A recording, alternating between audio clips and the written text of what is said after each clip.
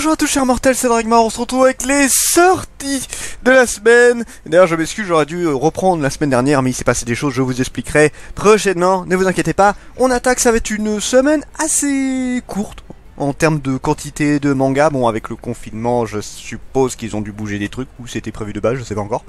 Enfin voilà, on attaque avec Hell Paradise volume 10, une série que je vous conseille absolument. Une super bonne série que j'adore, que malheureusement je ne peux pas continuer pour le moment, mais qui est juste génialissime. J'aimerais beaucoup la reprendre, un de ces quatre. Platinum End, volume 13, je sais même pas s'il y a encore du monde qui achète cette série là, parce que vous saviez, c'était en mode oh là là, ça sort en même temps que le Japon, oh là là, c'est par l'auteur de Death Note, et je faisais partie de ceux qui étaient en mode oh, c'est une nouvelle série de l'auteur qui nous a transcendé avec Death Note. Et ben non, Platinum End, ça n'a pas été une grosse réussite pour moi, en tout cas, je précise. Après, en termes de marché, ça a fonctionné pendant un temps, et là, en ce moment, plus personne n'en parle, j'ai l'impression. Donc là, je sais pas du tout ce qu'il y en est. Tokyo Shinibi Squat, volume 2, aucune idée de ce que c'est, surtout que j'ai même pas l'image, donc super pratique, merci. Manga New, merci. Je ne sais pas pour ça me dit vaguement quelque chose, mais bon. Vampire Knight, coffret collector, on attaque, ça y est, avec les coffrets, bon, on en a déjà eu la semaine dernière. On va en avoir d'autres, hein, de toute façon, là ça va arriver. Novembre-décembre, c'est le mois où il y a plein de coffrets. Oui, Neverland, volume 14. Putain, j'ai pas le tome 13, il me faut le tome 13, il me faut le tome 14. C'est une série qui est juste extraordinaire et que je pense que je vais attaquer l'animé. Hein. Il y a de très fortes chances que l'animé y passe, parce que là, franchement, j'en ai ras le cul d'être en retard sur cette putain de série qui est géniale. Je vous la conseille très fortement, c'était une putain de bombe atomique. Et au Japon, c'est encore pire, je crois, si je dis pas de bêtises. Au chevet d'une guerrière. Au chevet d'une guerrière. Waouh, il est quand même balèze celui-là. C'est un light novel, d'accord, c'est pour ça. Alors, So Uehara retourne à l'hôpital en bord de mer où il était alité quelques semaines plus tôt. La plupart de ses anciens compagnons, victimes d'une étrange épidémie aussi soudaine que mortelle, ont fini par périr et les rares survivants sont toujours hospitalisés. À cette occasion, So se remémore les événements qui bouleversent le monde, d'abord à l'apparition de la maladie et la manière dont elle est propagée, tuant la majorité des adultes et octroyant des capacités exceptionnelles aux enfants, puis leur arrivée et la bataille qui s'ensuivit. Eh bien, ouais, alors c'est du light novel, c'est fini en un seul tome, je ne sais pas exactement si celui-là pourrait m'intéresser, je pense qu'il y en a d'autres qu'il faudrait que je lise avant celui-là. En vrai, il y a beaucoup de light novel que j'aimerais bien essayer d'attaquer. Celui-là, ouais, à voir, c'est pas ma priorité. Chronique d'Asphéréo, volume 3. Ouh, j'en ai tapé, on va le refaire après, vous inquiétez pas. Chronique d'Asphéréo, volume 3, alors ça c'est celui avec le dragon. Je n'ai pas lu encore, donc je ne sais pas du tout ce que ça vaut. Mais en tout cas, il m'intéresse beaucoup. J'aimerais beaucoup voir ce que vaut ce manga. Blue Flag, et si je dis pas de bêtises, bon, on arrive sur les derniers. C'est quoi? C'est 8 tomes, voilà, 8 tomes, ce sera le tout dernier tome pour cette série-là. Je pensais qu'elle serait un peu plus longue, et finalement non. Mais bon, c'est 8 tomes, je pense qu'il y a moyen d'avoir bien développé. J'avais attaqué un Blue Flag quand c'est sorti, je suis allé jusqu'au 3ème tome, je crois. C'était une bonne série, c'est une très très bonne série. Maintenant, à voir comment elle s'est développée. Détective Pikachu, est-ce que c'est une vraie histoire ou est-ce que c'est un truc qui raconte par rapport à ça? Voyons ça. Suivez les aventures de Tim Gunman, parcourant Rhythm City à la recherche de son père, enchaînant les coups de théâtre. Rien n'est plus surprenant que le théâtral partenaire de Tim, un Pikachu accro à la caféine et au danger. Dans une ville où humains et Pokémon vivent normalement en harmonie, des menaces inattendues vont peser sur Tim alors qu'il tente de percer le mystère entourant la mort de son père et peut-être de sauver le monde. Ouais, bon ok, visiblement, alors je suppose que ça reprend le film, hein, c'est bien ça. Enfin, si ça reprend le film, ça m'intéresse moyen, hein. Par contre, si ça prend des trucs à part, pourquoi pas. En scène, volume 15, pareil, une série que j'aimerais beaucoup attaquer, un de ces quatre. Oui, ça peut paraître surprenant, mais En scène m'a toujours très intrigué. J'ai plusieurs personnes qui m'en disaient beaucoup de bien, et du coup, je suis très curieux de voir ça. Donc En scène, il passera certainement un jour, et d'ailleurs la série est pas près de se finir, hein, on est encore en cours, je sais pas jusqu'où ça se terminera. Full Metal Alchemist, chronique. Ok, de quoi ça veut nous parler? Le guide ultime de la série culte. Alors, à savoir qu'il y a eu un gros artbook qui est sorti il y a pas longtemps qui me fait baver comme c'est pas possible. Si vous nous rajoutez encore des trucs sur Full Metal Alchemist, je n'ai pas fini moi. Hein. Tous les secrets de l'histoire des personnages et de l'univers de Full Metal Alchemist, des interviews croisées de Hiromu Arakawa avec Hirohiko Araki, Jojo Bizarre Adventure. Waouh! Atsushi Okubo sous Letter ou Kazuki Nakashima Gurren Lagann. Et vous avez quand même beaucoup de gros auteurs là, de nombreux bonus inédits. Illustration, hommage, gag en 4 cases et un chapitre exclusif Full Metal Alchemist The Prototype. Ce fantastique guidebook est une véritable bible pour tous les fans de la série. On y retrouve des présentations complètes des personnages, des histoires inédites, des crossovers, des interviews de Hiromu Arakawa, c'est-à-dire tout ce qui fait de Full Metal Alchemist une série culte. Aujourd'hui, je confirme et je vous conseille cette série si vous ne l'avez jamais vue. Trop de trucs intéressants pour Full Metal, et oui, comme je suis un énorme fan de cette série-là, eh ben forcément, un jour j'achèterai ce magnifique guide. Ça arrivera, ça arrivera. Full Metal Alchemist édition Perfect, volume 5. Et d'ailleurs, alors c'est marrant, j'ai la première édition de Full Metal Alchemist, et si je devais prendre une version Perfect, ce serait certainement Full Metal Alchemist, et très certainement Dragon Quest, la quête de Dai, si ça arrive en France un jour. Peut-être, parce que c'est en train de se faire au Japon en tout cas. Hippo saison 6, The Fighting volume 5. Alors les hippos, je ne les suis pas. On en est loin dans les hippos. Mais je m'y intéresserai un jour. C'est sûr, un jour, hippo, ça y passera également.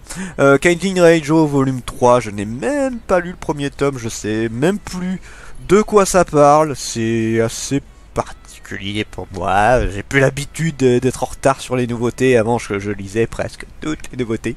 Ouais, je m'en plains souvent ces derniers temps. Désolé, mais c'est dur. C'est très très dur. C'est quand t'as acheté des mangas pendant une bonne partie de ta vie et que là d'un coup t'es obligé de stopper, ça fait mal. Ça reviendra heureusement. C'est ça déjà que je me dis. Le Père Fouettard Corporation volume 4, c'est toujours marrant parce que en fait ce manga là, il sort une fois par an. En novembre ou décembre, je crois que c'est toujours en novembre qu'il sort. Voilà, il y a un tome par an, donc forcément quand tu le revois tu fais ah oui, c'est vrai que ce manga existe. Moi je l'aime bien, c'est un manga plutôt sympathique. Maintenant c'est pas le manga que je conseille absolument. On va dire qu'il tombe bien vis-à-vis de la saison, mais ça s'arrête là quoi, il n'y a rien d'exceptionnel là-dessus. Sayuri, terminé en 2 tomes par El Famos. El Famos, notre auteur de 2020-2019 qui a tout défoncé. L'auteur de Personnage, Baby Boy, High Score Girl, des putains de merveilles. Et tiens, encore, il y a une autre série encore. C'est une de ces... Attends, parce que Personnage, c'était sa première série. Ok, Baby Boy. Alors là, je les ai lus. High Score Girl, j'ai lu. Sayuri, c'est sorti après. Et on a The House Spirit Tatami-chan, qui n'est pas sorti chez nous encore. Non, pas encore sorti. Mais du coup, j'espère qu'il sortira chez nous. Parce que franchement... Attends, c'est un animé ? Ah oui, c'est un animé, j'ai rien dit, donc effectivement, non, l'animé est certainement peut-être sorti chez nous. Alors, voyons voir de quoi ça parle. Le sort s'acharne décidément sur la famille Kamiki. Après le licenciement du chef de famille, sur lequel reposait la stabilité financière du foyer, la famille regroupant 3 générations est contrainte de déménager en race campagne. Leurs maigres moyens ne leur permettent néanmoins pas de louer autre chose que cette vieille maison à l'atmosphère pesante. Les incidents inexpliqués s'enchaînent les uns après les autres avant que la grand-mère ne découvre la terrible vérité, mais la vieille femme et son petit-fils n'ont clairement pas envie de se laisser abattre par les esprits malins qui hantent la demeure. La riposte se prépare et elle sera très violente. J'ai très envie de voir ce manga là parce que j'adore l'auteur. J'ai lu en fait, à part Baby Boy que j'ai trouvé un peu moins sympa, mais c'est un peu particulier, c'était pas vraiment une histoire vraiment, enfin c'est plus voilà des anecdotes par rapport à voilà ces années jeux vidéo, ce genre de trucs. Par contre, High Score Girl est une pure merveille que je vous conseille absolument. Et vous avez aussi du coup Personnage, pareil, une pure merveille. Cet auteur a tout défoncé ces 2 dernières années en France, hein, je précise. Au Japon je sais pas comment ça se passe pour lui, mais Sayuri, ouais, il y a de très fortes chances que je le commande. Secret Innocent World volume 2, bah c'est parfait parce que je dois vous en parler de cette semaine de ce manga là. Voilà, c'est un manga que j'ai plutôt bien aimé. Donc, voilà, vous avez un petit avis en avant-première et que je vous détaillerai bien plus en détail cette semaine. Mais en tout cas, ouais, j'ai très envie de voir la suite. Après, j'ai appris que la série était courte et je trouve ça très dommage. Je crois que c'est fini en 2 tomes, t'as d'ailleurs. Attends, fini en 2 tomes. Oui, fini en 2 tomes, et c'est un peu le truc que je trouve dommage sur la série. Shinomi Gataki, pareil, une série qui j'ai lu le début, qui avait plein de bons potentiels, mais j'ai un peu de mal avec les personnages. Après, on m'a dit que ça s'améliorait au fur et à mesure. Donc peut-être que je lui relaisserai une petite chance à celui-là. Mais en général, c'est rare que je m'arrête au premier tome. En général, je vais un peu plus loin. C'est très rare que je m'arrête au premier. Là, si je ne lis pas la suite, c'est juste que j'ai pas forcément les moyens. Silver Wolf Bloodbone, volume 11. Une série qui est tellement exceptionnelle. Et si vous aimez Full Metal Alchemist, je vous la conseille énormément parce que ça s'en rapproche beaucoup sur énormément de points. Il y a beaucoup de personnages exceptionnels, il y a une très bonne histoire. C'est plein d'actions, c'est vraiment génial. Franchement, Silver Wolf, regardez-la. Pure merveille. Et bien évidemment, c'est une série que j'aimerais bien voir la suite. Spy X Family volume 2. Je n'ai toujours pas attaqué cette série-là, mais bon, vous savez pourquoi je ne peux pas trop en ce moment. Je les lirai. Clair et net, je les lirai à l'occasion. Maintenant, bah ça viendra quand ça viendra.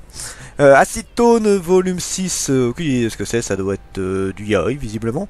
Bungo Stray Dog volume 17, c'est une série que je connais de nom depuis un fort longtemps, mais que je n'ai point encore lu. Donc 4000 Magical Girl, ouais j'aime bien la couverture en vrai. C'est marrant parce que c'est Château d'ailleurs, je me demande, ils sortent pas grand chose, hein. C'est une maison d'édition où il n'y a pas énormément de titres qui sortent chez nous.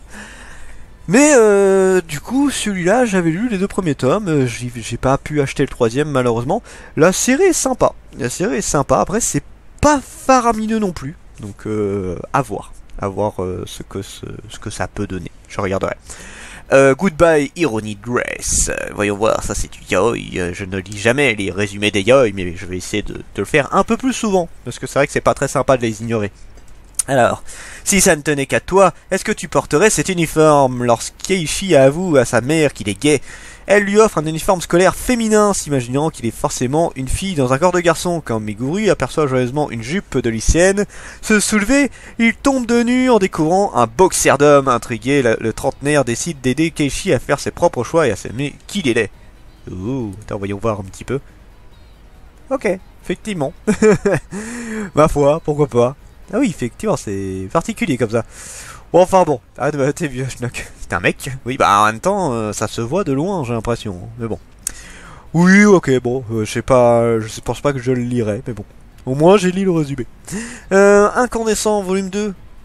J'ai pas lu le premier, mais c'est du lézard noir, et les lézards noirs, c'est trop bien. Donc je vous conseille fortement. Voilà, je n'ai pas lu, mais je le conseille.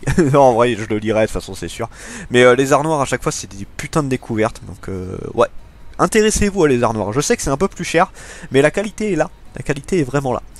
Jalousie, volume 3. Inconnu au bataillon. Monster Musume, volume 13. Cette série est putain de cool. Voilà, tu veux une série détente, tu veux une série où tu t'amuses, où tu vois des boobs, où tu vois des culs, où tu vois des Monster Girls, et ben regardez, parce que franchement, c'est trop bien. Non, franchement, Monster Musume, une putain de bonne série. Octave, volume 5, le pire c'est que je voulais attaquer Octave à un moment donné, et que je n'ai pas pu. Encore une fois, parce que bah j'avais d'autres mangas à lire, que j'ai pas eu forcément le temps. Et ça fait partie des moments où je regrette un peu de plus être dans un magasin spécialisé bande dessinée, tout ça, parce que là j'avais l'occasion de lire quand je voulais. Là maintenant, c'est un peu compliqué. Enfin bon, tant pis, c'est pas grave, c'était mon choix, c'est ma vie. On verra, peut-être qu'un jour je pourrai... De toute façon, j'ai prévu de faire ma boutique. Maintenant, si je peux retourner dans une boutique avant, ce serait bien. Personnage féminin. Donc là, c'est juste un truc qui va nous permettre de dessiner l'anatomie et design. Alors, je lis quand même 6e titre de la collection technique du manga. Dans ce manuel, les auteurs se concentrent entièrement sur la représentation des personnages féminins, la construction des éléments du visage, les coupes de cheveux, les différentes poses et morphologies des corps. Tout est étudié pour faire ressortir la beauté et le charme des personnages. J'aimerais bien m'y mettre un de ces 4 au dessin. Avant, j'en faisais, mais c'était pas faramineux. C'était plus du copiage, j'ai jamais inventé. Mais ça m'intéresserait de le faire un de ces 4. Still Sick, qui disait que ce manga là c'est du Yuri. C'est du Yuri, eh bien, c'est bien que du Yuri arrive un petit peu parce que on en a très peu en France. Dans la vie de tous les jours, Makoto Shimuyu est une employée modèle chef d'équipe au sein du département de recherche et développement fiable et honnête. Ce que ses collègues ne savent pas, c'est qu'elle consacre tout son temps libre à dessiner des mangas amateurs d'Ujishi Yuri jusqu'au jour où une collègue, Akane Maekawa, passe devant son stand durant une convention et la reconnaît.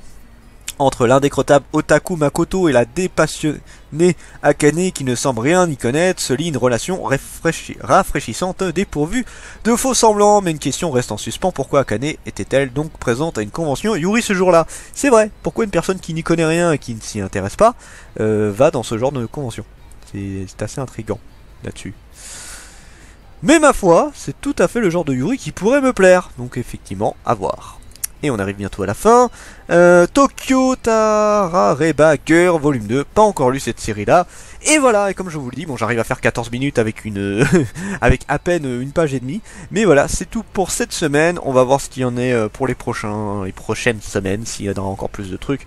Bon, pas rien d'exception, rien de bien folichon, il y a quand même quelques treats sympathiques, mais bon, voilà, on verra. Il y a celui-là que je suis un petit peu intrigué, c'est le nouveau titre de Méan, voilà, on verra bien ce que ça donne. Sur ce, c'était Dragmar, et je vous dis à la prochaine, chers mortels.